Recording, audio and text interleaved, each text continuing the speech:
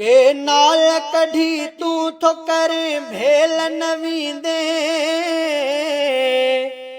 धाड़ा थो हणे सिंध खे धाड़ेल नवींदे धाड़ा थो हणे सिंध खे धाड़ेल नवींदे धाड़ेल नवींदे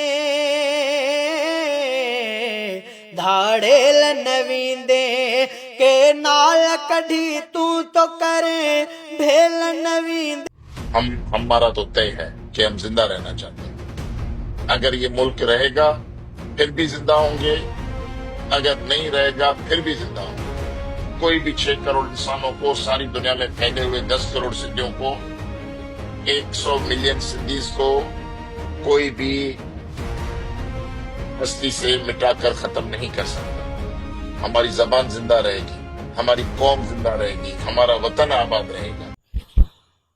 टन मोहम्मद खान सिंधु दरिया मां केनाल गढण ऐं कारपोरेट फार्मिंग ते सिंध जी ज़मीन जी अलाइनमेंट ख़िलाफ़ सिंध तरक़ी पसंद पार्टी मरकज़ी सॾ ते 10 अप्रैल बरोज़ ख़मीस ॾींहुं सुबुह जो 11 बजे AUB स्टॉप में धरणो वेंदो। धरणे में टन मोहम्मद खान जी अवाम, सिविल सोसाइटी, सियासी समाजी कॉम्पलेक्स, अदीब, दानिशवर, वकील, डॉक्टर, इंजीनियर, मज़दूर, हारिन, ज़मींदार, शाकिदन, दुकानदारनि, सिंधु दरिया सां मुहबत कंदड़नि खे दावा ॾिजे थी। लखनि जी तादाद में गॾु थी हिक ई आवाज़ बुलंद करे सिंधु दरिया ते दाड़ो नामंज़ूर, केनाल समूरा नामंज़ूर, सिंध जी ज़मीननि ते कब्ज़ो नामंज़ूर नारो बुलंद करे पंजाब खे ॿुधायूं कंहिं बि सूरत में सिंधु दरिया ते कब्ज़ो थियण न ॾींदासीं, न ई ज़मीननि ते कब्ज़ो थियण ॾींदासीं।